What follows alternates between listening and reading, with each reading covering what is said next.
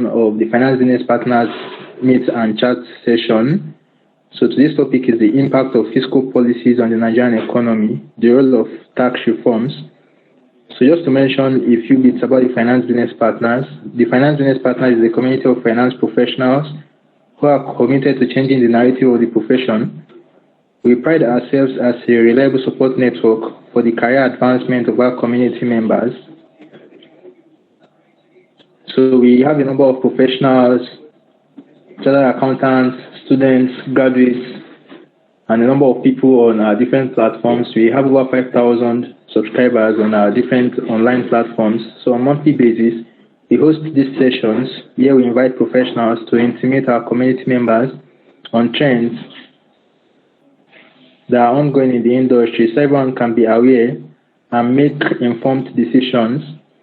So you would all agree with me that over the past few months, we've witnessed a lot of policies being initiated and implemented by the current administration, ranging from the fuel subsidy removal, the Naira floating, the inauguration of the Fiscal Policy Committee, among others. So this particular session became necessary to ensure that our community members are aware of the impact of all of the fiscal policies on the economy so they can deliberate and make informed decisions as it affects their individual lives as well as their work life too in their corporate organizations where they work. So our guest speaker for this evening, Mrs. Mayowa Falong, is a renowned and experienced tax professional. She's presently a tax manager at KPMG. She's a chartered accountant, vast and experienced in tax-related matters. She is vast in areas like tax compliance, advisory, due diligence, business structuring, among others. She is proactive and constantly seeks to provide solutions and add value to stakeholders as well as communities that she belongs. Her experience level and skill set place her in a good position to take us through this particular topic this evening. The session promises to be insightful and engaging, so you can note your questions so our guest speaker can attend to questions at a designated time. Mrs. Mayowa, we are glad to have you on this particular session. Thank you for honoring our invite. Thank you. Thank you, everyone. So thank you for that, introduction. My name is Mayowa Falong. I'm a manager with KPMG. I do tax work, and I've been with KPMG since 2015. This is my 9th year. Just a little bit of background about myself. Please confirm that you can hear me before I, go too far. Yeah, we can hear you. Go ahead. Okay, fantastic. And I would also, appreciate some sort of feedback, from time to time, just to be sure that you can still hear me. I was talking about a bit of background about myself. I studied biochemistry in the university. I never thought, that I would, be working with an accounting firm or be into tax and all of that. As a matter of fact, when I was in school, I used to think that, people in accounting, I used to think that they were not that intelligent or that they were not brilliant. Don't mind me, please. I was kind of proud, So I used to think that, what are they learning? Debit, credit, what was that? If you're not drawing pathways and learning about chemicals, all those high-sounding things, I didn't think that, it would make any impact or that it was mentally challenging. But guess what? After I finished school, started making inquiries. I read wide, and asked questions around that. I thought that, this would be an interesting career. And, I was open to the possibilities that the path, has for me. And since then, I can tell you that I do not regret it at all. So I'm glad to be in your midst this evening.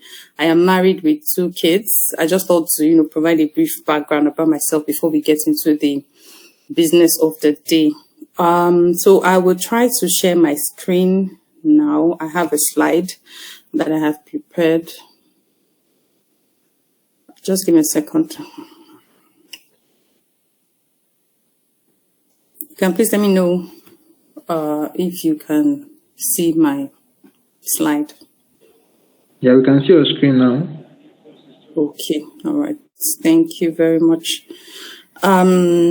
So I would go into the discussions, but I'm thinking of maybe turning off my camera for now, while I go through the slides. Thank you. So today we'll be talking about the impact of fiscal policies on the Nigerian economy and, of course, the role of tax reforms. So let me just say that I'm not an economic person, so to say. I'm more of a tax person. So I'll be talking more from a tax perspective. Of course, when it comes to fiscal policies, this is majorly around government revenue, how government generates revenue, how government spends, and how all of this would definitely impact the economy. I was telling someone recently that if you were someone that was not concerned about the Nigerian economy before now, right now, it will be a major concern for you, given all the issues we have around. In fact, the forex is going crazy, subsidy removal, very crazy things are going on right now, and everybody is sort of feeling the impact, and it's massive. So I don't think there's anybody that would act as though they're not concerned, or that they don't even understand what is going on. I can tell you for free today that even the barber on the streets and the pepper seller can tell you the impact. Everybody can tell you the impact of, fiscal policies definitely on the Nigerian economy. So moving on into the outline, I would, just do a brief introduction on, where we are currently, the key indices, the key factors, inflation, and a number of other things. We'll also, go into some of the current tax and fiscal reforms that we do have. What are the challenges with some of these reforms? We've had, a number of things over the years. We've gone through a journey that has then brought us to where we are today. So, and then definitely there are certain challenges with some of those decisions, some of those government policies, some of those tax reforms that we've, done in the past that has not led us to where we are right now. Well, we're not just talking about the challenges. We'll also be, taking a view of what are other countries doing. What are they doing? How are they getting it right? What are they doing that has moved them from, where they were to where they now want to be? Everybody talks about China. Everybody talks about China. In fact, there's nowhere you go to that you not find a China product. Most of the electronic gadgets that you make use of today, your phones and so many other things, just check. They are mostly made from China. And I even heard recently that as of December, China they were experiencing deflation, not inflation. Inflation is when, things have increased and all of that, and, things are more expensive. This one is the opposite. So they have so many goods, people are not even buying them, and prices are dropping. When you then look at demand and supply, so it's like there's excess of supply, and the demand is not so much. Not like the demand is not so much, but the supply is so much that, you understand, the market is not able to, absorb it. Let me put it that way. So can you imagine, what a deflation would look like right now? Inflation is like 30% in Nigeria currently today. So can you imagine an economy where they're experiencing a deflation, where prices are even going down? So it's like everybody has this good, it's so plenty everywhere, and you're even the one doing shakara and saying, no, I'm not buying this one, and you're even begging people. Not like deflation is good. It has its downsides as well, because it could shrink the economy. The growth that you've experienced in the past could just automatically be reversed, because if you have goods that you're not able to sell, people are cutting down on your prices because there's excess supply. Those things could erode your profitability, your capacity to produce also. In fact, you even begin to sack people. Before you know, you begin to experience unemployment. It begins to have ripple effects, the economy. But I mean, let me not just, go into China. I find them very interesting, as a matter of fact. But, I just thought to drop that to, begin to give us some imagination on what things could actually, how good, some people are having it right now. Please, and if there's anybody here on the call that can actually, show me the way to China, I don't mind, heading there right now. So let's just jump, straight into the business of the day. Where are we currently? In Nigeria, we've had some good times, although we didn't know that, those were good times. We thought that we were suffering. because we're still complaining back then. But right now, where we are looking back at those times from 2020 to 2014, where we were having annual growth of like 7% year on year, we had very favorable conditions. We were producing over 2 million barrels per day of oil. Oil price was selling at very good rates. It was a wonderful time, for us. We were doing great, actually. Exchange rate was less than 100. Things were great, actually. But guess what? Along the line, things started depressing, growth rate started crashing. I think there was a recession in 2016. We also had one during the COVID year. Like that, the growth rate started declining. For my graph, you can see that the inflation is definitely high. In fact, I don't think we have any growth rates, although there are indications or predictions that, we should have growth rates of maybe about 1 point something percent this year and all. But trust me, if you tell this to the average man, they would tell you that we can't, this growth rate that is being predicted, that we cannot even feel, you understand, economically. So we're not even sure if there's really going to be any growth in terms of our GDP. But as it is right now, it's not looking good. So there's been a decline. Definitely, our GDP is not growing as it used to before. And inflation rate is going off the roof, clearly because of, the current situation of things. From the subsidy removal, things have dipped. The exchange rate too has been, a major contributor to the situation of our economy. And government continues to struggle in terms of revenue generation. Government continues to struggle. And, it's like a cycle, because if government is able to generate revenue, then government is able to spend, because government expenditure is also very, very key and it's important. When there's an outflow from the government, when there's great expenditure from the government, it also stimulates the economy. So if, for example, government is undertaking several construction, there are several projects and government is pumping money, paying out people, workers, doing projects simultaneously, these businesses would grow. Their businesses will boom. It has this ripple effect on the economy. They would like to employ more people. They would increase salaries, and the employees, of course, they'll be happy. They'll be able to afford a better life. They'll be able to spend more. And by earning more, they're also paying more taxes. Government is getting its own. They are buying more things, purchasing more VAT, and all of that begins to climb up and all of that. So it's like a cycle. So when one part is deficient or is hit, it definitely, would affect the other aspects of this economic cycle. Please confirm that you can still hear me and see my screen.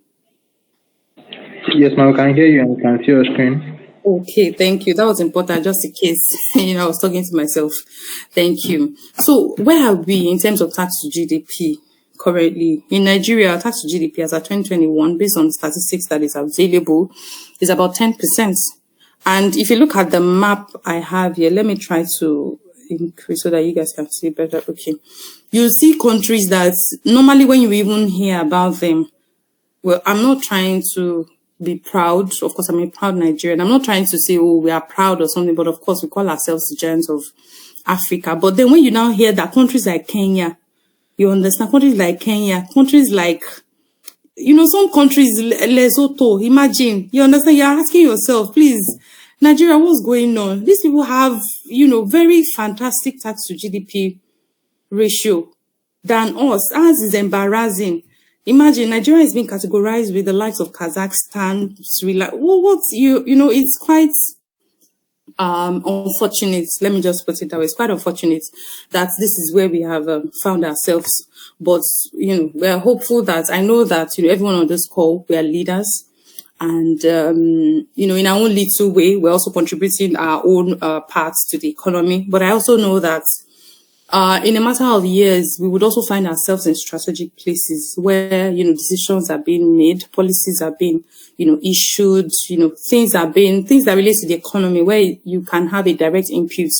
And I'm hoping that, from this discussion today, we would also be able to contribute our quota, you understand, in making the right decisions when it comes to policy enactment and government drive generally.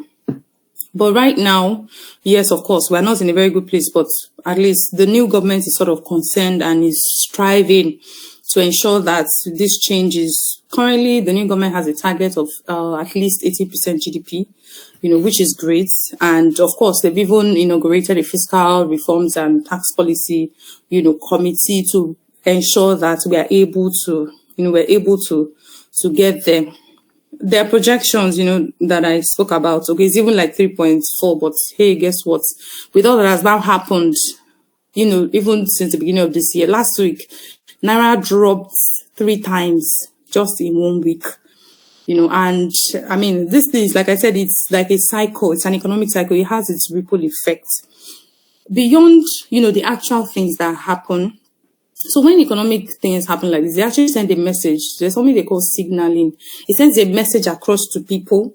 It sends a message across to investors. It sends a message across to the international community. People who have investments. I have clients who have investments in Nigeria and have sold off every single thing they had. They sold off everything they had last year because they saw the way things were declining. So this signaling, so before even something happens, because investors don't like to lose money. As an investor, if you're coming into a business or an investment, you profile your risk and use that to make a decision. When you then see that things are declining, or you have information based on your speculations that, things, you pull out quickly. So beyond the actual things that are even happening is the signaling effect, the overall effect that, these signals are giving out to people, to investors, to people, that things, to the factors that contribute to helping us. So it's like we're losing our strong points. Foreign direct investment is key to Nigeria right now, clearly, because, every foreign currency is, it transfers too much currently. Even the Ghana cedis, imagine Ghana. No insult, or if there's any Ghanaian on the call today. But I'm not saying that Ghana is not, of course, we appreciate our Ghanaian people. But imagine that Ghana, even money that has been spent in Benin is now hard currency, because the exchange rate with Naira is crazy. Moving on, so I thought to also sort of take a peep at, we spoke about fiscal policy, being majorly how government generates revenue and expenditure and all of that. And of course, a key aspect is tax. Tax is like, the lifeline of the government. Government's major revenue sources in Nigeria. Of course, number one, direct taxes, which is like a company's income tax, and the likes, petroleum profit tax, and then the indirect taxes, VAT, stamp duties, withholding tax. Those are like the key things. Then you have royalties from mining, gold, solid minerals, bitumen. We also have from crude oil, and then debts, borrowings. Those are the major government sources of revenue. But the ones that at least government can still, maybe, should I say, work on or improve on, have direct control over, is majorly the tax. That's why tax is a key focus for any government. This is just like an analysis of key sectorial contributions to GDP and their contributions to the major taxes, which is just CIT and VAT. Here you will see that agriculture contributes a whopping 27% to the GDP. But guess what? In terms of taxes, can you see the numbers? It's really low. And of course, this is not, it's not surprising. And the reason it's not surprising is because there are so many incentives for the agricultural sector. Tax exemptions, all kinds of things. So yes, Agri is having a fantastic time right now. And of course, it's yielding because they're contributing positively, very well. But of course, every government incentive has a cost, and there's always a time frame, to say, oh, look, let's pump in this thing to develop this sector. Once the sector is ripe, we then, begin to take our harvest. For example, the capital market. Over the years, capital market has enjoyed tremendous, incentives, from VAT exemption on commissions, on brokerage fees, to exemption on bonds, treasury bills, and a whole lot, for about 10 years. And the result from that alone is massive. If you take a look at the index, the key index, pre the incentives and post, the results are just, massive. So government incentives, greatly help. So the agri sector is, it's clear, why the agri sector is doing so well and not contributing so well to the tax the manufacturing, contributing, well, not so great, but, in terms of the taxes, that means manufacturing is not enjoying a lot of tax incentive. But then look at other key areas. Electricity, it's dismal, and electricity is a key sector of the economy. You cannot have a sector that is like a key driver to other sectors. You cannot have them, doing this low. You cannot have them doing next to nothing in terms of contribution to your GDP. It speaks volumes, actually, that, the electricity sector, power sector, basically, something needs to be done urgently because it is a bedrock for all the others. IT, is also a key one, not doing so badly, but of course, more can be done. Financial services is surprising, it's surprising and it's a cause of concern. And the reason is because banks, well, I would say primarily banks are like the most, they are like the big guys when it comes to financial services sector. But hey, they post billions every year. So where are the billions? Then where is the contribution to tax? We're not seeing it. For VAT, I would understand because, if their earnings are mostly interest, which VAT, is not applicable to. But hey, how about CIT? It means that these guys have some exemptions, have some tax assets that is not enabling them to contribute what they should to the GDP. It's something that needs to be looked at. We also have foreign payments. Foreign payment is great, looking great in terms of contribution to CIT. So in terms of contribution to GDP, well, we don't have a sector of the economy that's called foreign payments. So I guess that's why we don't have any numbers here. But this is also a message to say, if foreign payments is contributing massively to CIT, what more can be done? What more can be done to ensure that we get more foreign payments, more from foreign companies? I know we have the significant economic presence order. We have a couple of things, trying to target companies who offer services to Nigerian beneficiaries of those services. Those companies are outside of Nigeria and they're rendering services to residents in Nigeria. What more can be done to then ensure that we're able to generate more, contribute more to our GDP, and of course to government revenue generation? I've spoken about the targets, tax to GDP ratio target of 18%. We are hopeful, and then looking at what would come out of it eventually.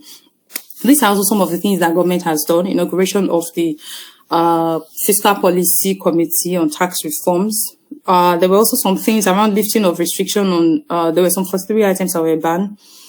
Although the impact was not felt, because I guess at the time they were banned, the thought was these items were putting a pressure on the I&E window rates. But again, there were thoughts around, these things are still being sourced, from the local markets. And it's one of these putting pressure. Okay, it's been banned now, but there's still no effect. So it means that whatever this policy is, it's not really working as it should. Well, there's something about it that we're not, getting right.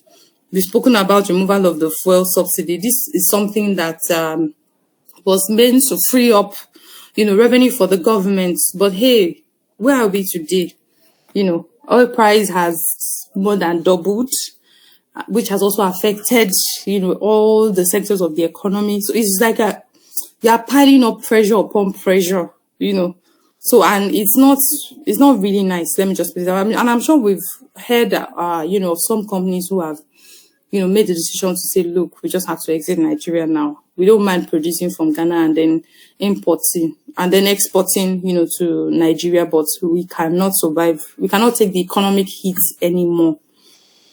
There's also the unification of the, Forex windows. We also thought that would work, but where are we today? It's not working.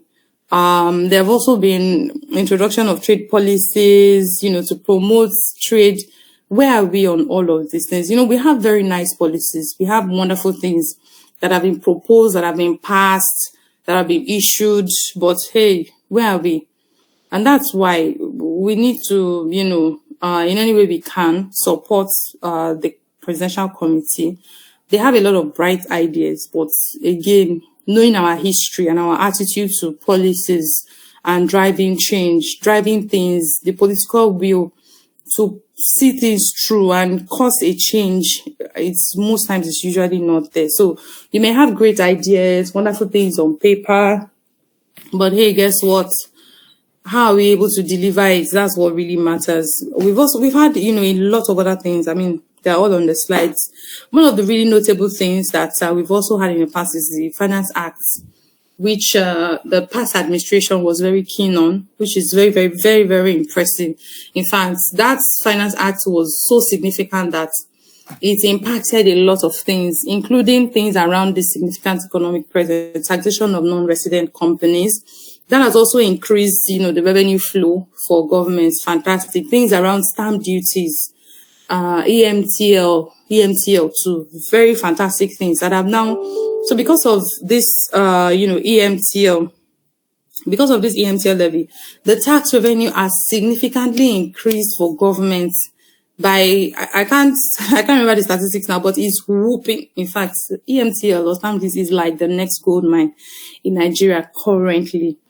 But hey, it's because of these changes, these policies. So some of these things here have actually worked, and we should give kudos to the government. But hey, there are some others too that still needs to be strengthened or seen through. There's also a very wonderful one on the Startup Act, which is focused majorly on the technology sector.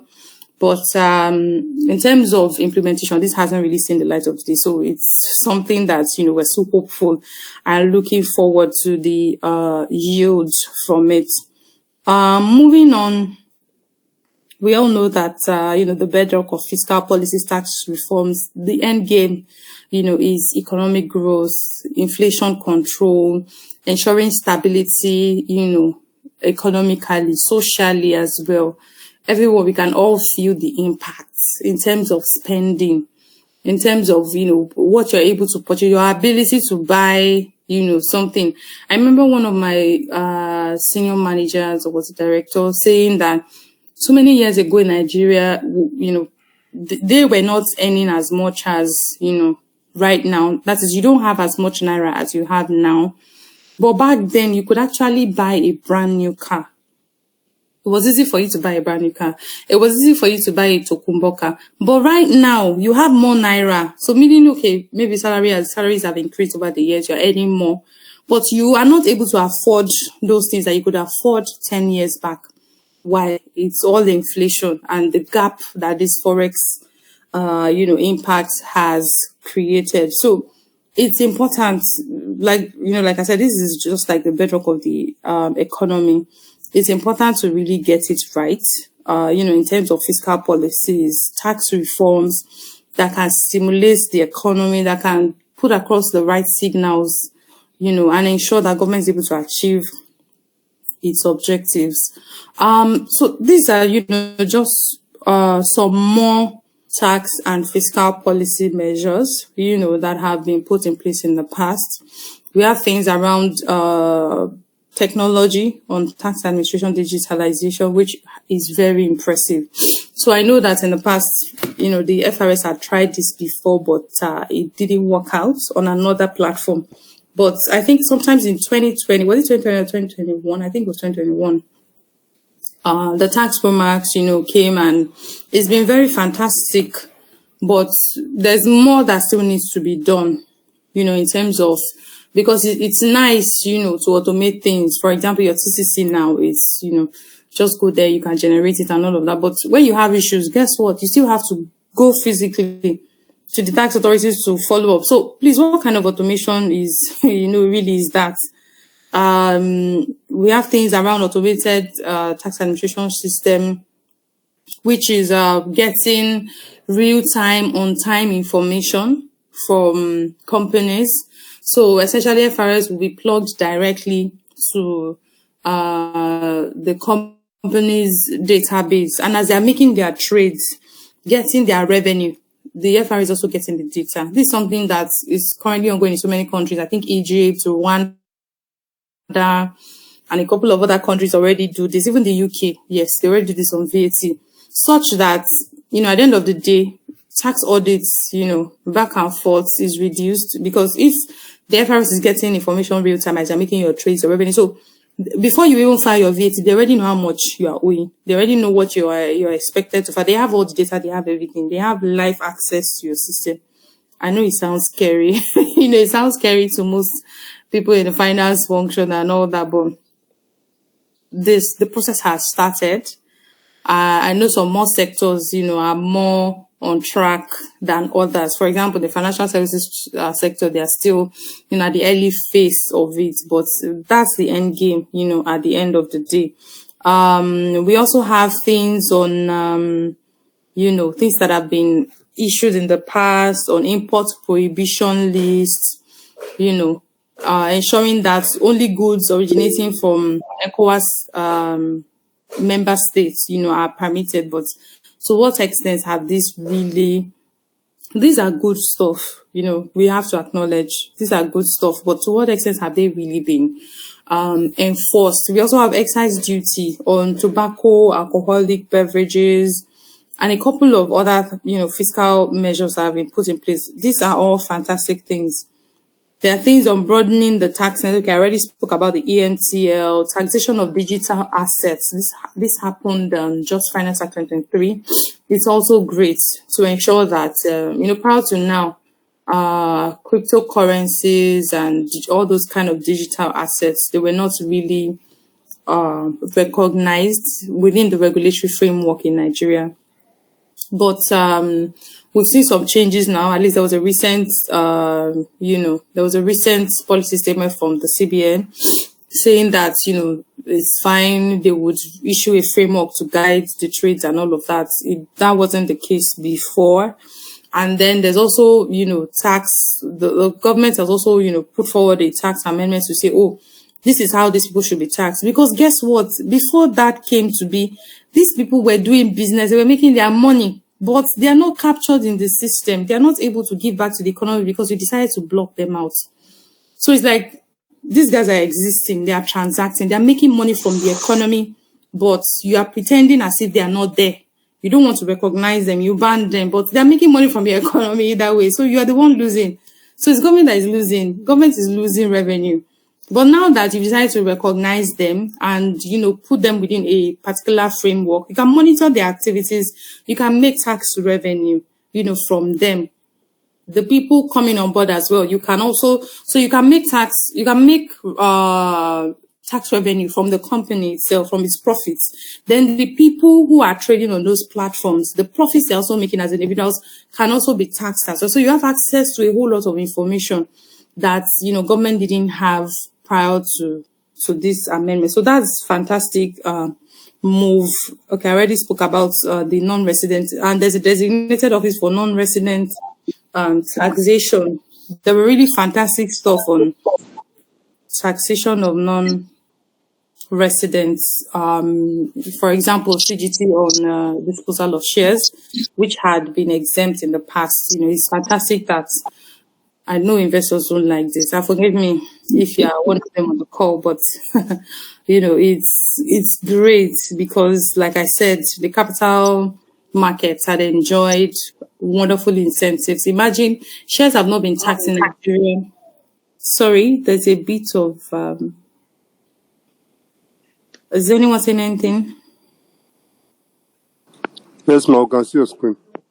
Okay, I can go ahead. All right. Thank you. So imagine over 20 years of shares not being taxed in Nigeria, and all of these gains. In fact, there were a lot of foreigners investing in our capital markets. Now that it's being taxed, most of them are selling their assets and leaving the country. But guess what? We're still able to, the government is still able to get some gains from the tax on disposal of shares. There are also things around boosting the fintech sector. They're a major driver to the economy because of their use of technology and how they use technology to drive businesses. There were also things around pioneer status, which is still intended to boost certain industry-based investments.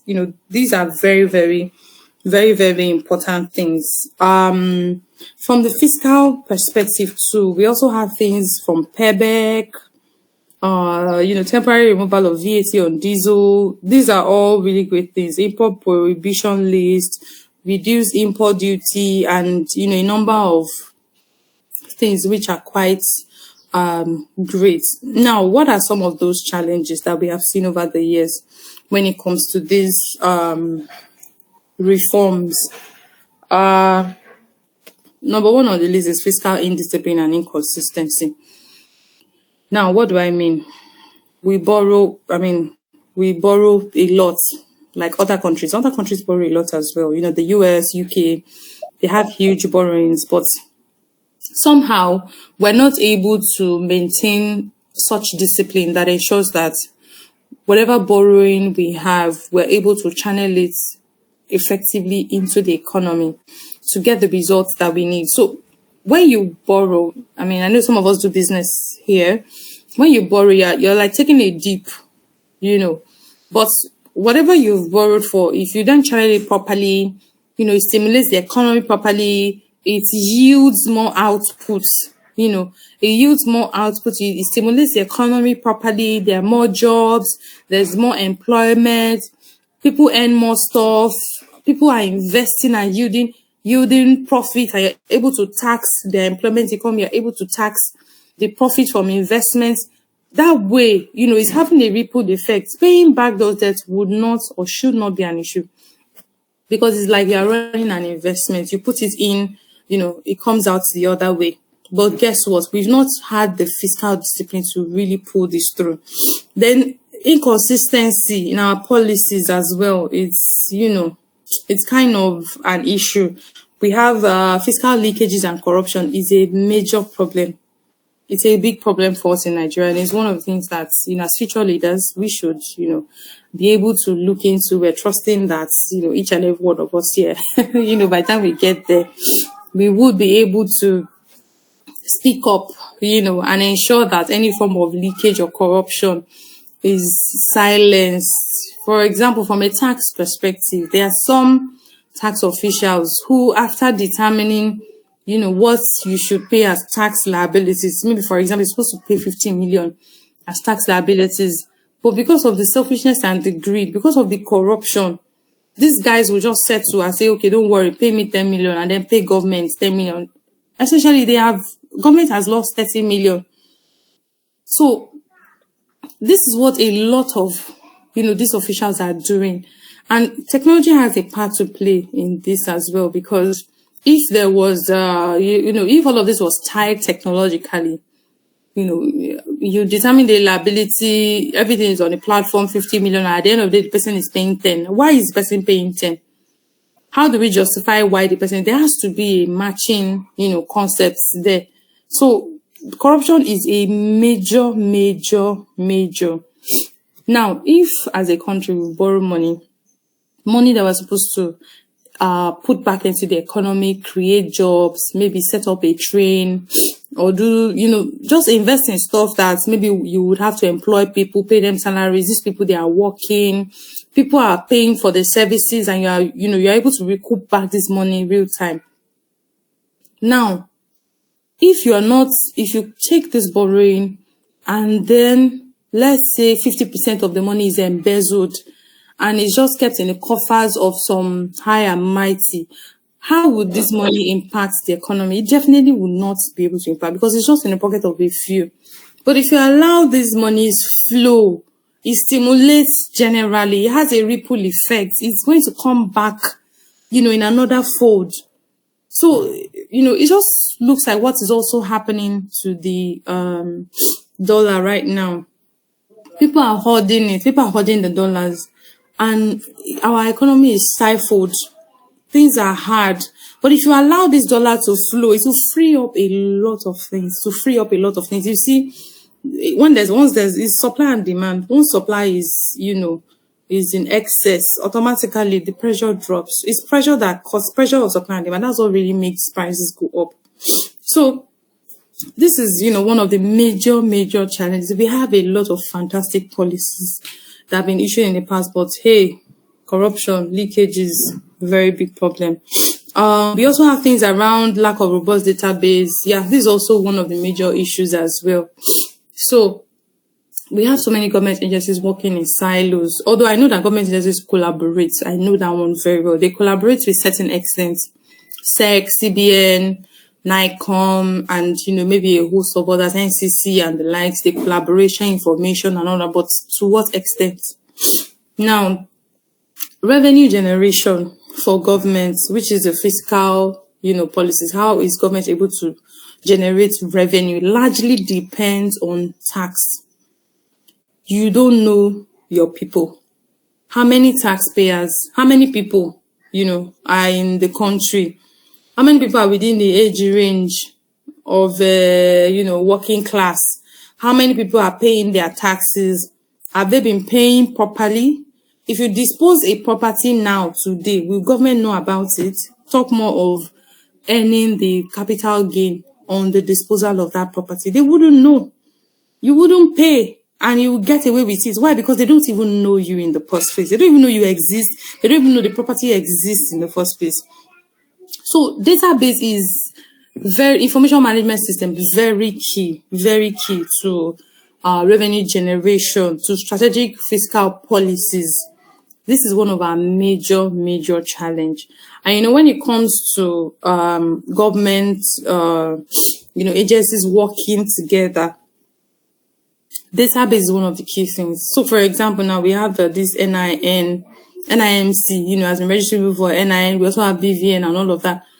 We don't need to embark on any other information management projects. We have this data. Why can't we pull it all together and fashion out what our tax framework is from all of this? Because if you cannot identify the people, you cannot put a tag on people, you cannot put a trend on their history. This person, where have they worked in the last 5 years? What taxes have they paid? Where do they live? What do they have? What properties do they have? And have all of this linked to everything around people. You definitely will not be able to unlock the tax revenue that is embedded within the system. A lot of people are, evading taxes conveniently, because of this lack of a robust database and collaboration within the government agencies. We also have conflicting policies. I spoke about crypto the other time.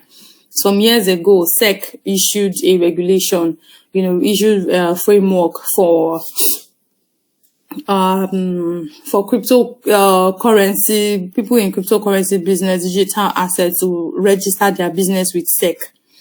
Guess what? CBN issued a regulation saying banning banks, from transacting any business or any account that has to do with crypto. So, I don't know if you guys have heard of policy somersault, you understand? So it's like, this is the same government, but two agencies are colliding against one another. This one says this one says the opposite. It's just, it's really funny. You understand how, and all of these things, they have a way of, I talked about signaling the other time. It sends the wrong message. It says that, this economy is not stable. It says that, this government, they're not sure of what they're doing. They don't know where they're going. And it also says that maybe there's no control, maybe there's no oversight at the strategic level. Because if there was oversight, you definitely know, this person is doing something that contradicts, what is our vision, what's our objective as a government? And then that way, you can manage conflicts in policies. You can manage a policy somersaults where it wants to happen, overlaps, all those things. Weak revenue diversification is also one of the things, although I must say that this has improved, fairly over the years because we're largely dependent on oil. But right now, in terms of tax revenue generation, the FRS has been having it really good for some years now. We also have fragmented and complex tax system. So we operate both federal and states. Our tax system, the tax system we operate in Nigeria, which is our revenue generation system, is also aligned with the tiers of government, and that is highly fragmented.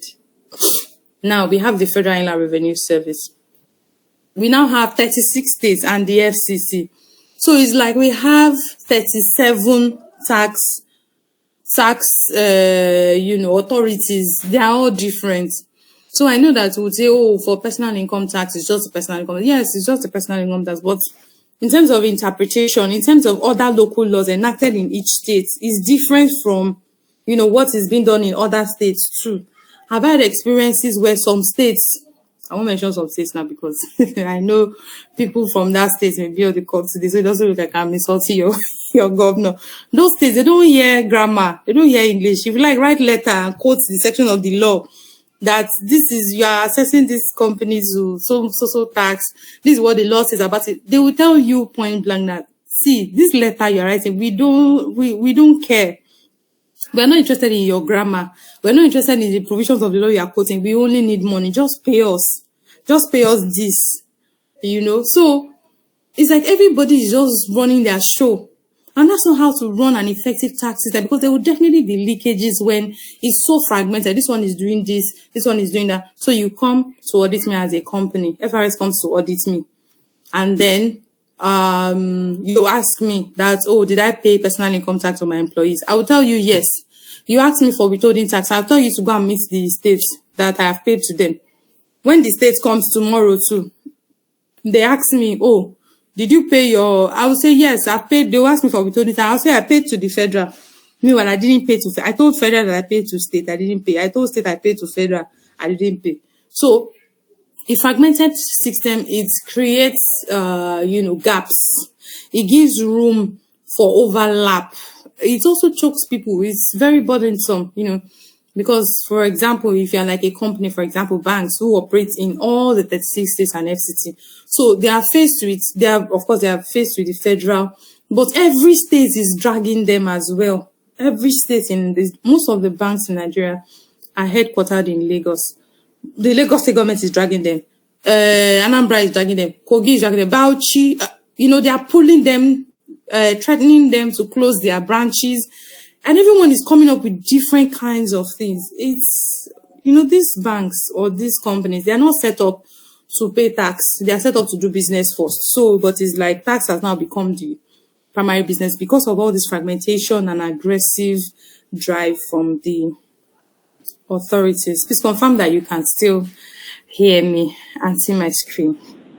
Yeah, we can hear you, ma'am. We can see your screen. All right, thank you. So I will be done soon. I'm almost, at the end. So like I said, I thought that, which countries can we take learnings from? Of course, these three countries, China, UK, and South Africa. So this doesn't mean that these countries don't have their struggles, or they don't have things that they're dealing with. It's just to be able to take learnings. Just to be able to take learnings from them that we ourselves can imbibe. I spoke about China, earlier. One of the things, that China has done so well is exports.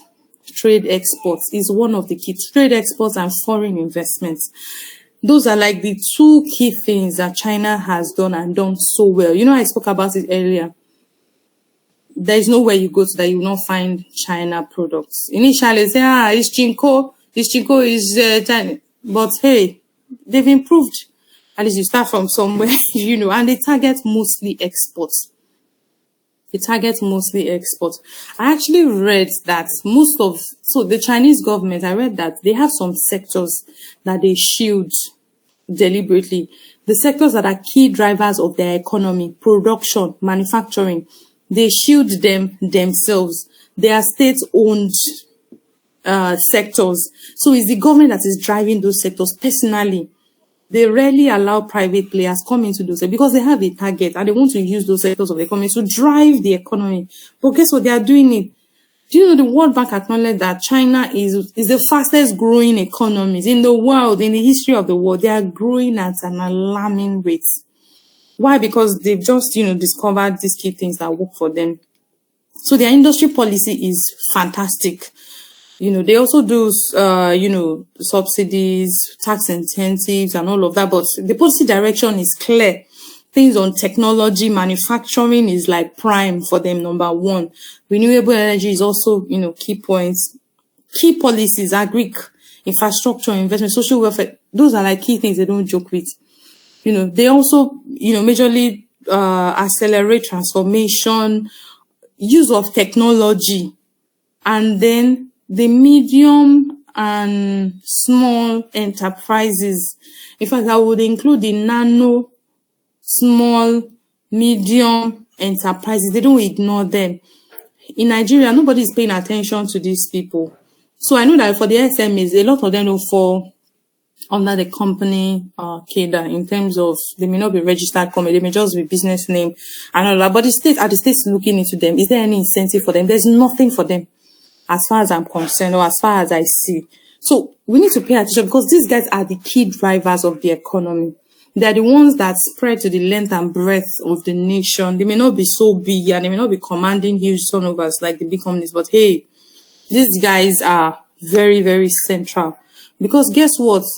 This small SME will employ like 10 people. Another small SME will employ like 10 people, pay their salaries. That's 10 families have food to eat, can send their kids to school, like that. Before you know it, that kid will go to school, graduate, come out, because he's working with an SME. But if that SME was not there, that means there's no job for some 20 other people. So, focus on SME, very key. We also have other tax and fiscal incentives. Focus on export-oriented industries. I spoke about this earlier. It's also one of the key things that China has done. High-tech enterprise, investment in high technology, encouraging this sector. IT, very key. Export-related business, manufacturing, very key. Today, our manufacturing companies, they are almost dead though, because of this Forex. In fact, I seriously feel for them. Every time I see, news about it information about it in the news, I feel bad for them. But hey, it's the impact of this Forex. These guys are posting huge Forex losses. But guess what? The banks are smiling. They are posting huge gains. So, it's more of a, so some sectors are having it great. While some sectors are lamenting and, crying and wailing. Anyway, I hope that something is done about this very quickly, which takes me to the next point on foreign direct investment. If you don't manage your foreign FDI or Forex policies properly, it can actually ruin the entire economy. This part, China does not joke with it. They ensure that their policies, I spoke about foreign investments that make sure that they get returns in foreign currency. Very, very important. They make sure that they are doing things that attract foreign investment, that make foreigners want to come and set up in their place, that make sure that they have foreign earnings coming into their economy from time to time. There are some sectors, of, I think is it Eastern Africa now? All those Cote d'Ivoire, those countries around that region, they protect their economy in a way that you wouldn't even believe it. Before you can send anything to a foreign country, their FDI, their exports, foreign exchange controls is so serious that for you to get anything outside of that economy within that region is always a tug of war. Why? Because they know that these things are critical to their economy. It can destroy the entire economy, and you don't want that. So these people have strong policies guiding Forex controls, guiding foreign investments. They know what they are doing. All their regulations are streamlined to ensure that they're able to attract and sustain. Their policies friendly to foreigners, making sure that they're able to attract and retain them. I think as a nation is something we also need to look into. Guarantee of basic livelihood. They are also able to, stabilize employment, provide insurance. Those are the things that safeguard, lives, ensure that, institutions are functioning properly. You can rely on the government. They have structures that are dependable. These are all very, very important things that China has done. The UK as well. Well, I must confess, the UK is not having it so great, at this time. I think the UK has actually recently gone into recession. The inflation in UK is crazy. If you have friends over there, you can, talk to them. Food inflation, cost of living, power is so high. But of course, their government is doing everything they can to subsidize costs on power and, food and so many other things. But I know they're in recession, but they've done some very wonderful things that we can also learn from. During COVID, everybody went through a difficult time, but people are building back up. After COVID, there were some deliberate efforts to make sure that there's a rebound. in terms of, how the economy is doing, structures, supporting businesses, transitioning into technology focused, making sure that there are more jobs, the employment rate is crashing, and all of that. The UK actually announced they had a policy plan, pre-COVID policy plan. I think I read it back then, on things that they would do, how they would support companies, how they would support small and medium enterprises. They had plans. They cut some of their tax rates, segmented their tax, the aggregate based on company turnover and all those things. They had specific plans. Their plan was targeted as making sure that companies were restored, their economy is restored to the pre-COVID era. I guess that they're still on that journey to today, but they had a clear plan, they had an agenda, and they were able to execute it. As a nation as well, we have to be able to, come up with such things that are targeted and be able to achieve the objectives that we have. One of the very fantastic things that UK also did as well is unified tax and fiscal system. I'm sure we must have heard about the HMRC, Her Majesty, or is it His Majesty, Revenue and Customs, HMRC. That is the main tax authority that is responsible for administration and collection of taxes in the UK. It minimizes complexity. So, as a taxpayer now, if HMRC comes, you cannot tell HMRC that, oh, we've paid to another person, or it's still the same HMRC. They will check their records. So the unified system, it just makes administration easy. Same thing with the digitalized system. I know we have started on that journey, but we need to further deepen, the technology, use and be able to expand it. South Africa is also a very enviable country in terms of automated tax integration. I will just quickly rush through now in terms of the way forward. Of course, we've itemized like 3 issues, and the way forward: fiscal discipline and commitment, harmonization of fiscal and tax policies, very key. And of course, technology, very, very important. The political will has to be there. Our leadership have to be able to, they need to be serious. Let me just put it that way. Our government needs to be serious, implement the great policies that we have already, where we need to come up with more in terms of our forex and all of that. Great, let's do it, and let's just, be able to be disciplined enough and committed to work at it. Harmonization of our fiscal and tax policies as well. Our tax authorities need to come together. Can't we have a uniform tax authority that is just focused on, administration and collection? I know that the new, the Fiscal Reform Policy Committee, they proposed to merge the customs